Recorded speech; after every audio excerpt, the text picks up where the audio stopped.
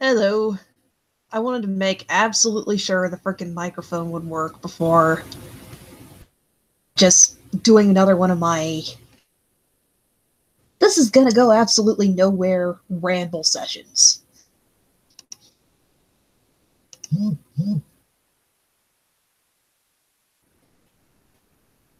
Yeah, this is just gonna be another really random, rambly ramble session.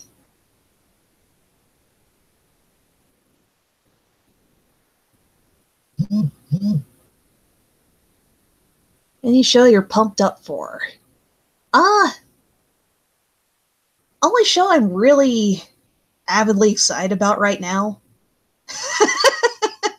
This is no secret. I've been keyed up about OKKO since it came out in August. Just been nuts about it. I'm excited for when more episodes of that come out.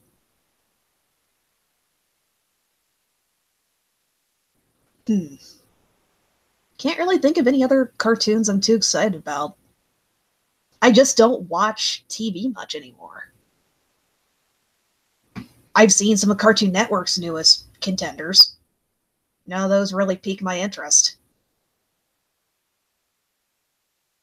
To be brutally honest, or actually no, I take that back. I am curious about Craig of the Creek, but that's it. Craig of the Creek looked like the most promising one out of Cartoon Network's newer cartoons. I'm definitely going to go out of my way to check out that one. The others, mild to no interest. Unikitty, might check that out eventually. But in regards to that particular character, she was fun as a one-off kind of side character in the Lego movie. That's kind of how I'd prefer to keep said character.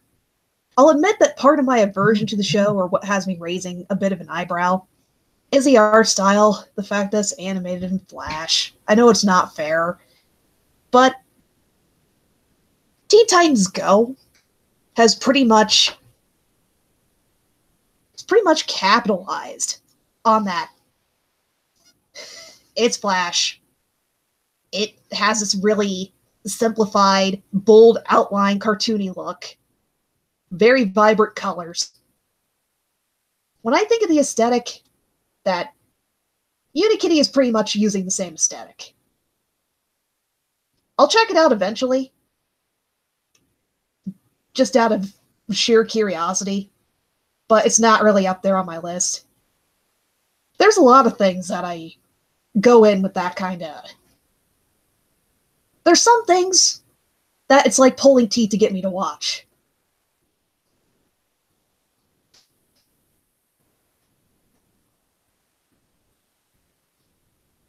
Uh, I'm probably going to regret opening this particular can of worms. But, and I've probably mentioned this a couple times before, it'd be pulling teeth to get me to check out My Little Pony Friendship is Magic by this point in time. I won't even watch the theatrical movie, even though several people have said it's a decent movie. You should check it out. I have several buddies that are freaking out over the latest episode because Trixie really hits it off with some other character. It's probably going to be 2-3 years down the road, if or not.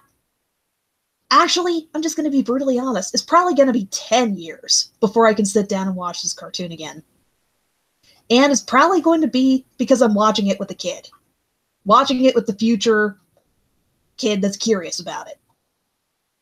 Kid is in, this would be my adopted kid or something like that. That'd be the only way I'd check it out again.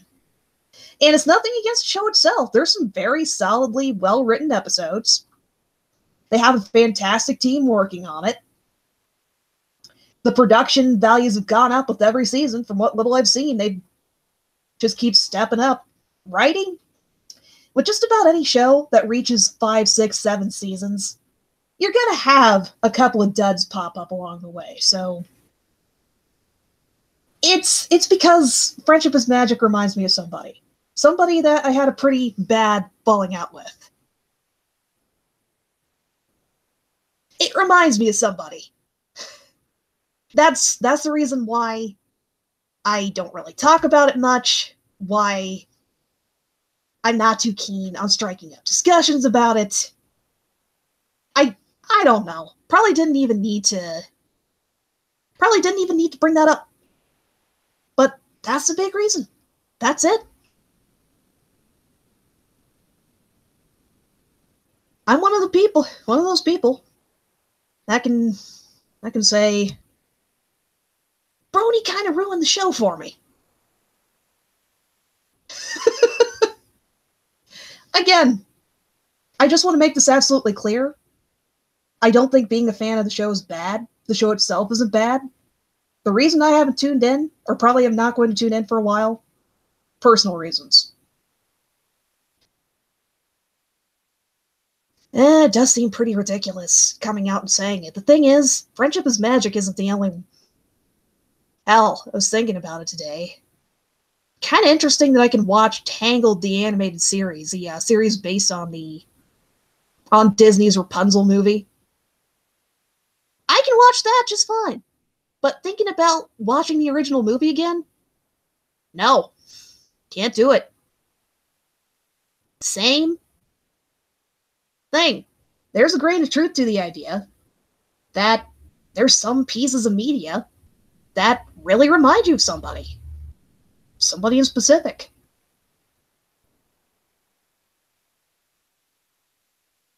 I'm just gonna get off of this topic entirely and move on to something else. Gonna go ahead and talk about the Tangled animated series. Been slowly catching up on that because I'm really curious about what turn the writers took with the character Varian. I have seen fairly mixed reviews and reception for this. I don't know how much of a spoiler this is. Half the internet or people watching it who have actually kept better tabs on it than I do probably know this by this point. He's a villain. He becomes a bad guy. I'm just trying to wrap my head around what leads to that particular transition. I've heard people give synopses. And, again, I've seen mixed reception. A couple of my buddies outright said, he's a bad villain. Badly written. And then, on Tumblr earlier today, I saw somebody write this really in-depth, detailed character analysis about why Varian works as a villain. And another post called Varian's Badass Moments as Villain. I'd like to see somebody's take on it that's kind of in between, that's in the neutral gray. I'm going to come back to this after I've actually seen the episodes for myself, though.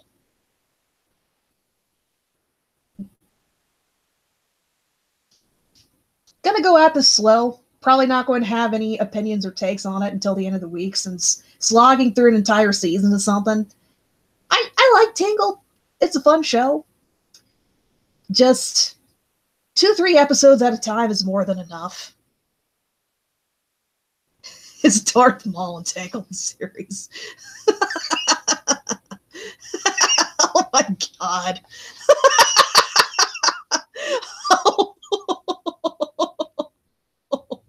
Oh, okay. Grey Loki, your description of how Varian became a villain is probably my favorite so far from what I've seen.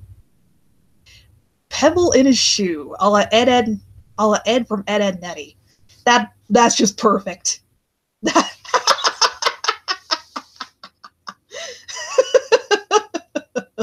As soon as I get caught up.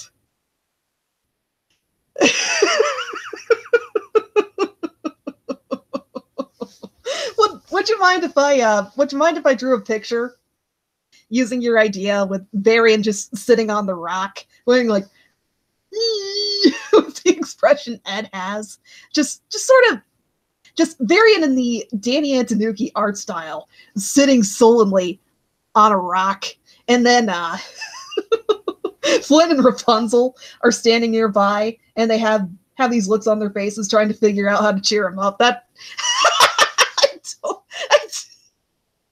I'm gonna draw that. Again, I can't really weigh in too much on this quite yet, since I haven't actually seen how it's written or executed. I want to give the benefit of the doubt. it's just the biggest reason why this comes across as such a surprise to me, that they take this particular route or direction with this character. He's just so, in the episodes I've seen, he's just so awkward and geeky and nerdy and just, how do you turn that into a convincing villain? I mean, it's not that it can't be done. Just, I don't know. I don't know.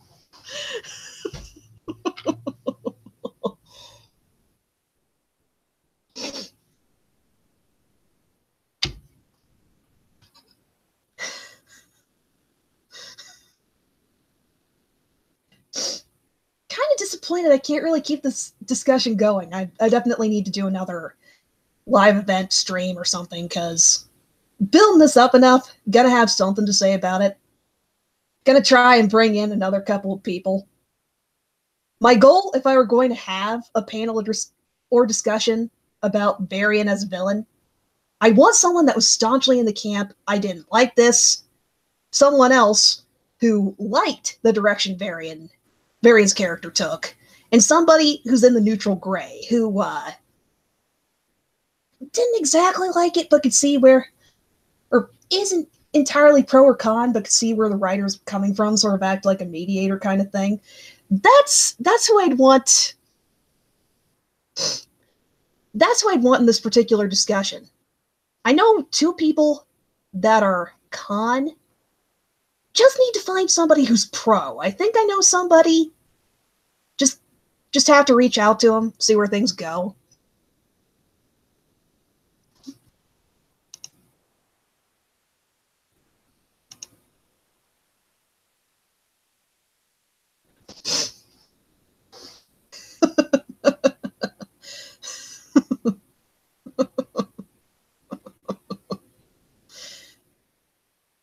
Getting into discussions with a couple of different buddies about AU ideas. There's one I'm especially excited about, but gonna save that for Headcanon Hive when we can bounce off of each other about how ridiculous it is, and hoping to get all the nerds in on this one, like like all my nerdy co-hosts, and on discussing this ridiculous topic, just gasping at how incredibly dumb and fun and ridiculous the idea is.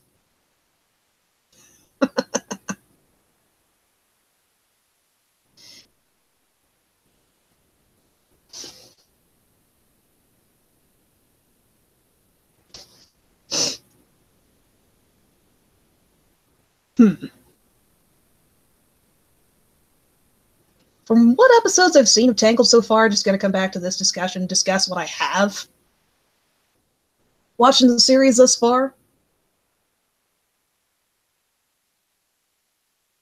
I was surprised at how well executed adding Cassandra was. Like, when you first think of an adaptation of that particular movie into a series, there's so many different directions it can go. Went in with little to no expectations. One of my buddies actually brought up, hey, this got an animated series, and pulled me into watching it. She stands out. Of every character they could add to sort of strike up or set up three-person dynamic, she's fantastic. I love how she bounces off of and argues with Eugene. How she's the kind of sarcastic, snarky one. How her personality complements Rapunzel's, that kind of thing. She's the ideal third person for a dynamic like that, I guess. I just really like the way that they implemented her and set her up in the series.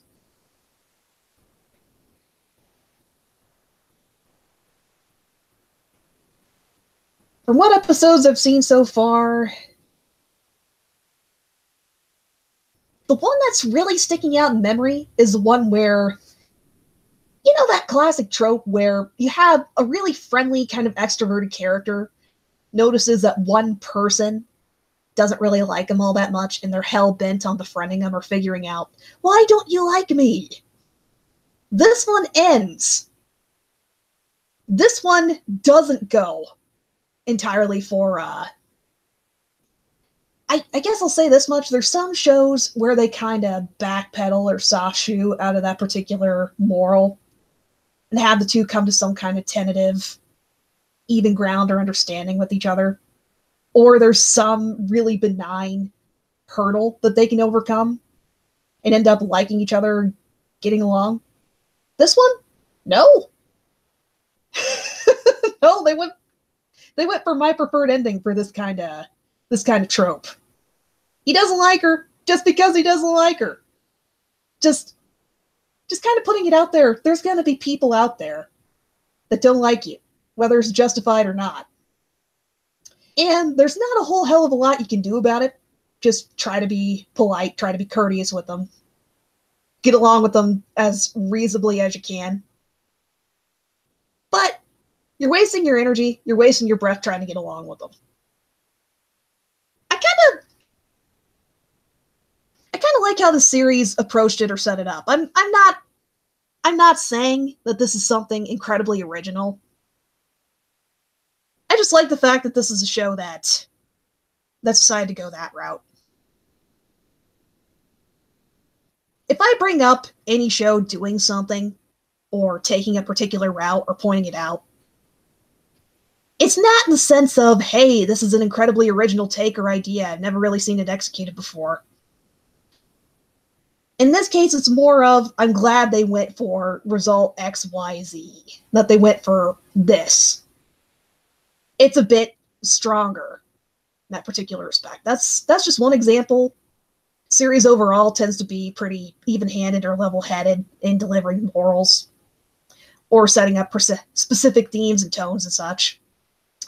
And it's not in your face about it either. It tends to be, yeah.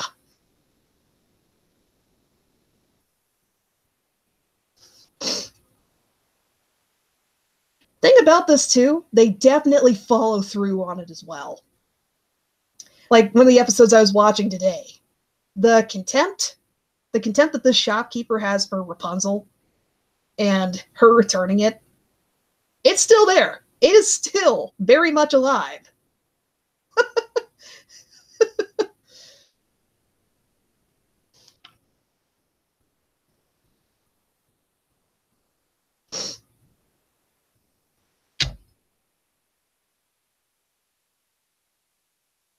I'm going to be honest, probably not going to be giving very intelligent commentary on anything right now. I was just bored. Felt like doing a live event, talking about random stuff. This stuff is a lot more interesting when I'm actually bouncing off somebody.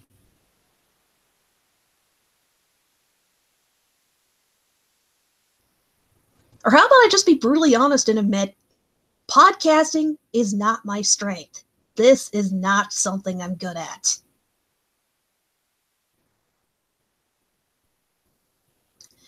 I just do it anyway because it's fun.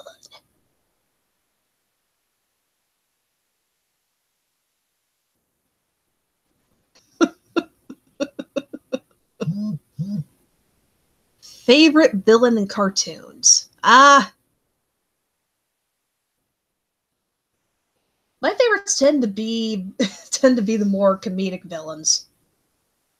Crap. Of course my brain's fogging up right now. I definitely have...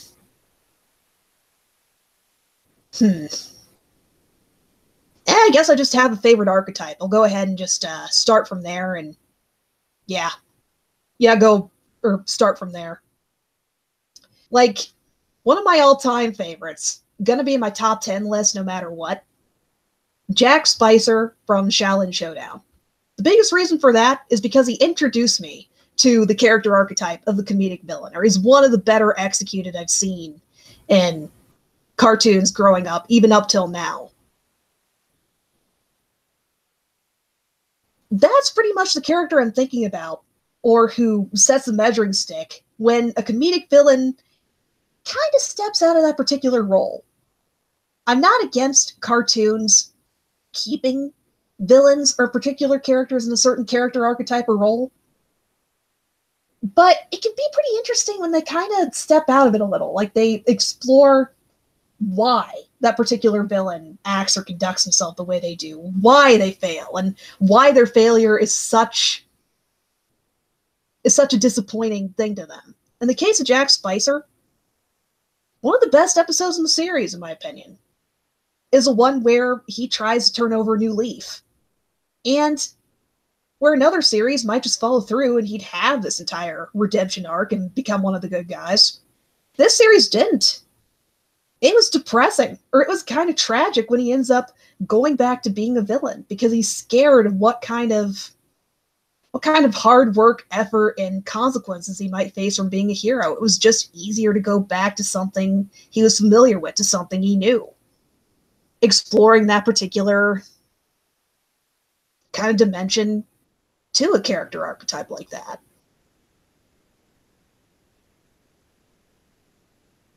I think there's a couple of different character analyses I've written up where I use Jack Spicer as an example, or bring up that particular episode, or what else the series has done with them, to kind of elaborate or explain why I think other villains might be going in a similar direction, or like thinking about it. I'm keeping tabs on Boxman from OKKO since I'm curious to see if they're going to take a slightly different direction or do a bit more with this character than what I'm expecting. They've subverted a couple of other character archetypes or done some interesting stuff, like Second First Date, setting up or going with the idea that there was romantic interest between the lead two characters at one point. But it didn't work out, and they're pretty much building or maintaining a friendship after the fact. That is so rarely done in cartoons. That's why it stands out to me. Since this cartoon is willing to push the envelope a little like that and do things like that, I'm waiting to see if they're going to do something a bit interesting, or if they might do some kind of, or pull some kind of subversion with Boxman. Nothing definitive quite yet, just keeping tabs on it.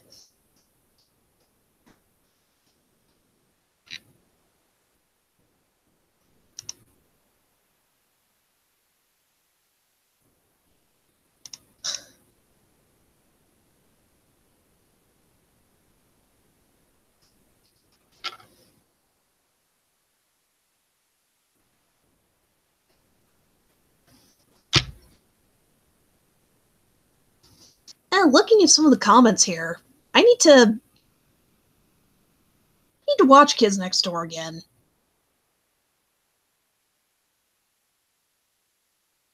Man, it's been such a long time since I've watched it. The only thing I really remember is that Number One and Lizzie had a very dysfunctional relationship or romance. And I really like some of the ideas for the technology or gadgets that the Kids Next Door operatives would use, like what ridiculous crazy things they could build out of wooden planks or whatever junk they have laying around. You had characters build ridiculous stuff or fantastical inventions out of MacGyver type tools and such in other cartoons, like Double D and Ed Nettie. He could piece something together at the drop of a hat. But Kids Next Door took it to an entirely different level. You had specs of how the thing operated. You had kids that were actively inventing this stuff.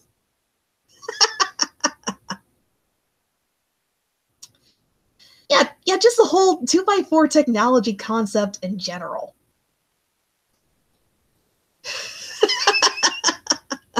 What other cartoon would play with piecing together a bunch of random junk, or giving such an affectionate nickname to things kids would cobble together from various things? Thinking about Kids Next Door, I've seen a couple of pieces playing with the idea of what if it was all just some big imaginary game or fantasy, like just looking at it from that perspective, I don't think that's what the show's going for. There's some grounded logic or reality to how everything functions the way it does, that what you see is what you get kind of thing.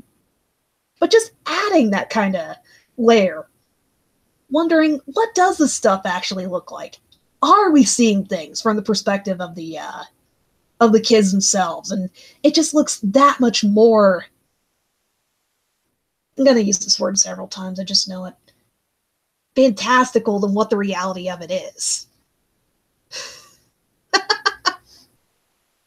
A huge part of what made that show so clever and creative and what makes it stand out now is the fact that a lot of the ideas probably were things that the cast thought about when they were kids. Or some of the more ridiculous musings they had, everything had some kind of basis. And how a kid would see the world and imagine, what is this for? What could this be used for?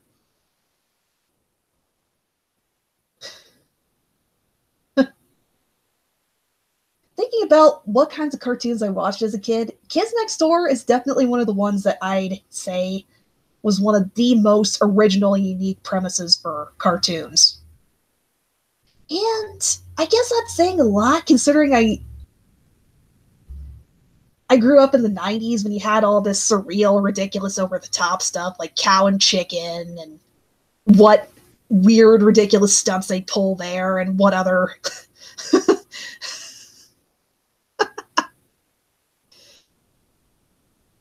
A bear launcher?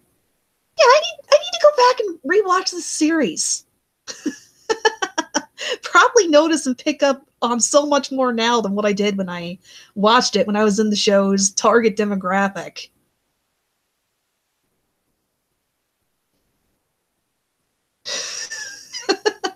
I'm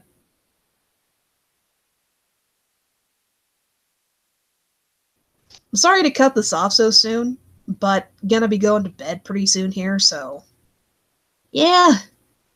Good night, everybody. Gonna get caught up on Tangled, see if I can get together a panel of people to talk about Variant or whatever else. Go from there.